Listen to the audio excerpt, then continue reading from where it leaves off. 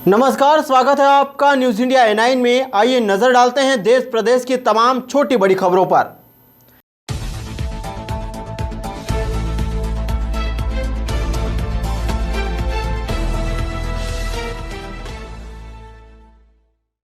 भारत के प्रधानमंत्री नरेंद्र मोदी के 2 वर्ष का कार्यकाल पूर्ण होने पर सेवा ही संगठन कार्यक्रम के रूप में मनाया गया, जिसके तहत गरीब लोगों को मास्क और सैनिटाइजर का वितरण किया गया। भारत के प्रधानमंत्री नरेंद्र मोदी के 2 वर्ष कार्यकाल पूर्ण होने पर उनके कार्यकाल की वर्षगांठ को सेवा ही संगठन कार्यक्रम के रूप में मनाते हुए प्रदेश अध्यक्ष विष्णुदत्त शर्मा के निर्देशन व भाजपा जिला अध्यक्ष कमल प्रताप सिंह के मार्गदर्शन में भाजपा पपोन की अगुवाई में सभी ग्राम केंद्रों में सेवा संगठन कार्यक्रम के तहत अनाज, मास्क, सैनिटाइजर व फल का वितरण किया। जिन लोगों में वैक्सीनेशन को लेकर डर का माहौल था, उन्हें समझाइश दी गई। वहीं टीकाकरण के द्वारा कोरोना को हराया जा सकता है। वहीं आपको बता दें कि सेवा ही संगठन के उद्देश्य को लेकर पपोन मंडल के ग्राम केंद्रों के प्रभारियों द्वारा जन संपर्क करते हुए वैक्सीनेशन जागरूकता लाने के लिए एवं भ्रामक अफवाहों को हटाने की जानकारी दी गई। कार्यक्रम में मुख्य रूप से पपोन भाजपा मंडल अध्यक्ष, भाजपा उपाध्यक्ष अंकित शर्मा सहित कई गणमान्य मौजूद रहे। न्यूज इंडिया A9 शहडोल से अनिल पांडे की रिपोर्ट। तो यहाँ आपको बता दें कि खातेगांव में ऑक्सीजन की किल्लत दूर करने के लिए अहमदाबाद से मध्य प्रदेश के खातेगांव में ऑक्सीजन प्लांट पहुंचाया गया, जिसे अब जमाना बाकी है। अहमदाबाद से ट्रक मध्य प्रदेश के खातेगांव पहुंचा, जहां 8 डाउन कंपनी का पूरा ऑक्सीजन प्लांट है। खातेगांव विधायक आशीष शर्मा ने कोरोना काल में अपनी निधि से 50 लाख रुपए की राशि स्वीकृत की थी। 3 सेट कंप्लीट हो चुके हैं। ऑक्सीजन प्लांट को जमाना बाकी है। अब ऑक्सीजन प्लांट खातेगांव पहुंच चुका है। जल्द ही 1 हफ्ते के अंदर कंप्लीट होगा oxygen plant. News India A9 Khategaon से हर्षित तिवारी की रिपोर्ट। कसरावद में लगातार बारिश और तेज हवा की वजह से भारी नुकसान हुआ है, जिसमें कसरावद क्षेत्र में विद्युत पोल धराशायी हो गए, तो वहीं आधे दर्जन मकानों के छज्जे भी उड़ गए।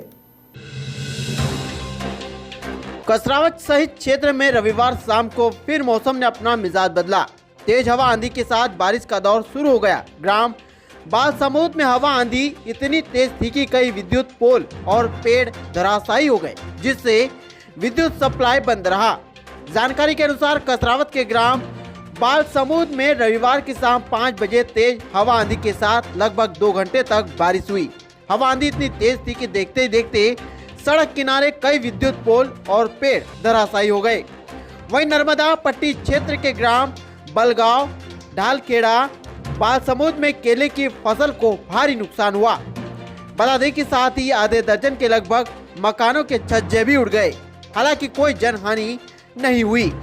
विद्युत पोल धराशायी होने के बाद विद्युत सप्लाई पूरी तरह से बंद रहा, जिससे कुछ निजी कंपनी के मोबाइल नेटवर्क भी बंद रहे, जिसके चलते लोगों को परेशान होना पड़ा। न्यूज इंडिया A9 कसरावद से राजेश सुल्तानी की रिपोर्ट। बालाघाट में 8 दिनों में नक्सलियों द्वारा तेंदुपत्ता में आग लगाने की दूसरी घटना सामने आई है, जहां बीती रात किरनापुर के जोधी टोला में यह घटना को अंजाम दिया गया। बालाघाट जिले के जंगलों में पसरे सन्नाटे के बीच एक बार फिर से नक्सलियों की धमाक चौकड़ी बढ़ गई, जहां नक्सलियों ने जंगल और आदिवासी ग्रामीण अंचलों में उत्पात मचाना प्रारंभ कर दिया।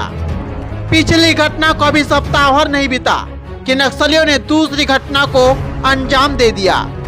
बता दें कि पिछले 8 दिनों में नक्सलियों ने तेंदुपत्ता फड़ में आग लगाने की दूसरी घटना को अंजाम दिया है, जहां ऐसे में तेंदुपत्ता संग्रहण कार्य में रुकावट बढ़ने लगी है। दरअसल तेंदुपत्ता फड़ में आगजनी की ये दूसरी घटना बीती रात किरनापुर के जोधी टोला के सामने आई है, जहां हथियार से लैस नक्सलियों ने तेंदुपत्ता फड़ में आग लगा दी। हालांकि अभी ये पता नहीं चल पाया कि ठेकेदार को कितना नुकसान हुआ है, लेकिन घटना की जानकारी के बाद पुलिस टीम जांच में जुट गई। इधर SP अभिषेक तिवारी ने घटना की पुष्टि करते हुए जानकारी दी कि महाराज खंड और टांडा दलम में नक्सलियों ने घटना को अंजाम दिया है, जिनकी संख्या 20 के आसपास बताई जा रही है। इस दौरान कुछ लोग घटनास्थल के पास जंगलों में थे, तो वहीं 4 से 5 की संख्या में आए नक्सलियों ने घटना को अंजाम देने में रत्ती भर भी देर नहीं की और मंसूबों पर कामयाब होकर आगे चल दिए। आपको बता दें कि पिछले दिनों नक्सलियों ने मलाजखंड थाने के पात्री चौक के अंतर्गत कंदई में तेंदुपत्ता फड़ में आग लगाई थी और पर्चे फेंककर तेंदुपत्ता संग्रह को काम राशि देने की बात कही थी। यहाँ भी नक्सलियों के घटना को अंजाम देने के बाद पर्चे फेंके हैं, जिसमें उन्होंने सरकार की कार्यनीति का विरोध जताया है। न्यूज इंडिया 9 बालाघाट से राहुल टेम्भरे की रिपोर्ट। कटनी में भारतीय जनता पार्टी सांसद बीडी शर्मा का एनएसयूआई कार्यकर्ताओं ने कटनी में जमकर विरोध किया। वहीं आपको बता दें कि कार्यकर्ताओं ने यहां बीडी शर्मा को काले झंडे भी दिखाए। हालांकि पुलिस ने कार्यकर्ताओं को हिरासत में ले लिया। भारतीय जनता पार्टी सांसद बीडी शर्मा का एनएसयूआई कार्यकर्ताओं कटनी में जमकर विरोध किया। खास बात यह कि थाना चौराहे पर एनएसयूआई के कार्यकर्ताओं ने बीडी शर्मा को काले झंडे भी दिखाए। हालांकि पुलिस ने कार्यकर्ताओं को हिरासत में ले लिया। इधर एनएसयूआई अध्यक्ष अंशु मिश्रा ने आरोप लगाया कि मौजूदा मध्य प्रदेश की भारतीय जनता पार्टी सरकार दमनकारी नीति अपना रही है और लगातार विरोध करने वालों पर डंडे बरसाए जा रहे हैं, जिससे आने वाले वक्त में जनता बर्दाश्त नहीं करेगी। उन्होंने कहा कि जिस तरह से दमोह के चुनाव में जनता ने भारतीय जनता पार्टी को नकार दिया है, उसी तरह आने वाले वक्त में पूर्व मध्य प्रदेश में भारतीय जनता पार्टी को जनता खारिज कर देगी, जिसके बाद दोबारा कांग्रेस की सरकार बनेगी। उन्होंने आरोप लगाया कि जिला प्रशासन लगातार मौत की अनदेखी छुपा रहा है, जिसके चलते लगातार यहां परेशानियां हो रही है और कोविड-19 की वजह से कई मौतें हुई। इसी बात को लेकर कार्यकर्ताओं ने संसद को काले झंडे दिखाए। न्यूज इंडिया 9 कटनी से सतीश कुमार नामदेव के साथ शिवांश मिश्रा की रिपोर्ट। छात्र नेता अजय खटीक और उनकी टीम के द्वारा लगातार मेडिकल कॉलेज के मामले पर जो सांसद विष्णुदत्त शर्मा जी और पूरी भारतीय जनता पार्टी जनता से झूठ बोल रही है, कटनी की जनता से दुर्भाग्य की बात है, झूठ बोल रही है। लगातार किसी प्रकार की कोई ठोस कार्रवाई मेडिकल कॉलेज ना होने की वजह से इसके आक्रोशित होकर इससे आज उन्होंने सांसद विष्णुदत्त शर्मा जो कि भाजपा के प्रदेश अध्यक्ष भी हैं और हमारी लोकसभा से सांसद भी हैं, उन्हें काले झंडे दिखाए और विरोध दर्ज कराया। विरोध इस बात का भी था कि पूरे सांसद जी ने पूरे कोरोना काल के दौरान उनका जो रवैया था पूरी तरीके से उदासीन था। कटनी ज़िले में कोविड को लेकर कोई भी मजबूत इंतजामात नहीं थे, केवल चिट्ठी पत्री फोटोबाजी और इन सब में भारतीय जनता पार्टी के लोग जनप्रतिनिधि लगातार काम कर रहे थे। दुर्भाग्य का विषय है कि लगातार भाजपा के लोगों के कारगुजारी की वजह से और निकम्मेपन की वजह से कटनी ज़िले में मौत बहुत ज़्यादा हुई हैं और प्रशासन उसकी संख्या नहीं बता रहा, जिसके विरोध में आज एनएसयूआई के नेता ने सांसद जी को काले झंडे दिखाए हैं। पुलिस ने बर्बरतापूर्वक उसको मारा है, आप जाके देख सकते हैं। उसकी नाक से, मुंह से, चेहरे से, पूरे शरीर से खून बह रहा है और उसको मुलायजे तक के लिए लेके नहीं जा रहे हैं। जिस प्रकार भारतीय जनता पार्टी का दमनकारी चक्र प्रदेश में चल रहा है, मेरा पूरा विश्वास है आने वाले समय में जनता इसका मुंहतोड़ जैसे दमोह में जवाब दिया, आने वाले समय में पूरे प्रदेश में जवाब देगी और कमलनाथ जी के नेतृत्व में, राहुल गांधी जी के नेतृत्व में मध्य प्रदेश में भी कांग्रेस की सरकार पुनः स्थापित। किस बात का विरोध था और क्यों उनकी गाड़ी रोकी गई? लगातार आप देख रहे हैं कि मेडिकल कॉलेज की मांग को लेकर झूठ बोला जा रहा है। आज अगर कटनी ज़िले में मेडिकल कॉलेज होता तो अनेकों जानें बच जाती। ये क्या कटनी ज़िले को मेडिकल कॉलेज नहीं चाहिए? कटनी ज़िला टैक्स देने में इतना आगे है, कटनी ज़िला सारी चीज़ों में इतना आगे है, क्या कटनी ज़िले को मेडिकल कॉलेज नहीं मिलना चाहिए? इतना प्रमुख रेलवे जंक्शन है। इसकी मांग लगातार एनएसयूआई के द्वारा उठाई जा रही है और लगातार भाजपा के द्वारा इस मुद्दे पर झूठ बोला जा रहा है और झूठ बोलकर केवल वोटों की राजनीति की जा रही है। गाड़ी के सामने आने का क्या उद्देश्य? काले झंडे दिखाए, सामने आकर सांसद जी को विरोध प्रकट किया अपना, विरोध के चलते उसको इतना बुरी तरीके से पुलिस ने मारा। कटनी पुलिस ने चंद घंटों में बड़ा खुलासा किया, जहां पर एक जघन्य हत्याकांड का खुलासा करते हुए पत्नी, पति और भतीजे को पुलिस ने गिरफ्तार किया है। फिलहाल मामले की जांच चल रही है। चंद घंटों में हत्या का खुलासा किया, जहां पत्नी ने पति और भतीजे के साथ मिलकर हत्या की साजिश रची थी। बता दें कि लेडी सिंघम, सिलीमनाबाद एसडीओपी और दबंग थाना प्रभारी की मेहनत चंद घंटों में रंग लाई।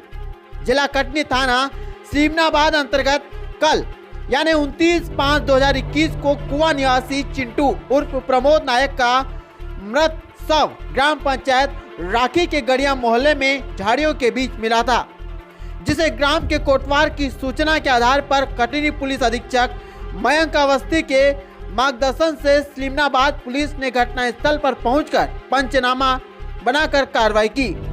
इस दौरान पुलिस अधीक्षक मयंक अवस्थी भी घटनास्थल पर निरीक्षण किया। इसके बाद पुलिस बल द्वारा शव को पोस्टमार्टम के लिए रवाना किया गया। मृतक के शरीर में काफी चोटें थी, पैर फ्रैक्चर था, हाथ फ्रैक्चर था, सिर पर चोटें थी। इन सभी को देखते हुए सलीमनाबाद एसडीओपी मोनिका तिवारी, सलीमनाबाद थाना प्रभारी अजय बहादुर सिंह द्वारा सख्ती से जांच प्रारंभ की गई। जांच के दौरान चंद घंटों में हत्या के आरोपियों को धर दबोचा, जिसमें एक आरोपी गुड्डीबाई बर्मन उम्र 30 वर्ष, पति शंकर बर्मन उम्र 35 वर्ष, भतीजा सचिन बर्मन उम्र 30 वर्ष, इन्होंने पुराने विवाद के चलते हत्या को अंजाम दिया, जहां धारा 302 और 34 के तहत मुकदमा दर्ज कर पुलिस ने आरोपियों को न्यायालय रवाना किया। अपराधियों को पकड़ने में इनकी सक्रियता रही, जिसमें inspector Ashwini Yadav, sub inspector Santram Yadav, ASI Vijaygiri Mishra, Anurag Pathak, major Anjani Mishra, आरक्षक मोहन मनीष असैया, राजा साहू अहम भूमिका रही। न्यूज इंडिया 9 कटनी से सतीश कुमार नामदेव के साथ शिवांश मिश्रा की रिपोर्ट। डेड बॉडी पड़ी हुई है। सूचना मिलते ही तत्काल अपने टीम के साथ में मौके पर रवाना हुए। श्रीमान एसपी महोदय को, एसडीओपी महोदय को, एडिशनल एसपी महोदय को बताया गया। उन्होंने तत्काल आवश्यक कार्रवाई करने के निर्देश दिए। इनके निर्देशन पर कार्रवाई प्रारंभ की गई। जांच दौरान यह आया कि चिंटू नायक राम राखी की निवासी गुड्डीबाई बर्मन से इसका पुराना विवाद है। उन लोगों से पूछताछ की गई। पूछताछ पे ये बात सामने आई कि इन लोगों ने सुबह जो है उसके साथ मारपीट की और पेड़ से बांध दिया था।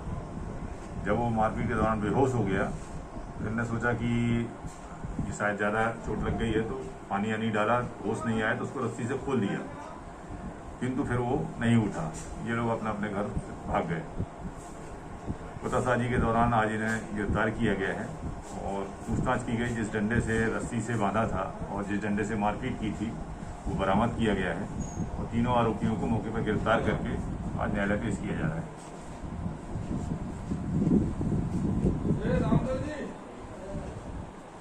इसमें पुलिस बल की क्या अहम भूमिका रही है? उसमें हमारी पूरी टीम जो है पुलिस अधीक्षक महोदय के निर्देशन में तत्काल मौके पर गई और कार्रवाई की, जिससे हमें सफलता मिली आरोपियों की गिरफ्तारी करने में। कितने घंटे में आरोपी पकड़ लिए सर आप? हमने 15 घंटे के अंदर आरोपी की गिरफ्तारी कर ली।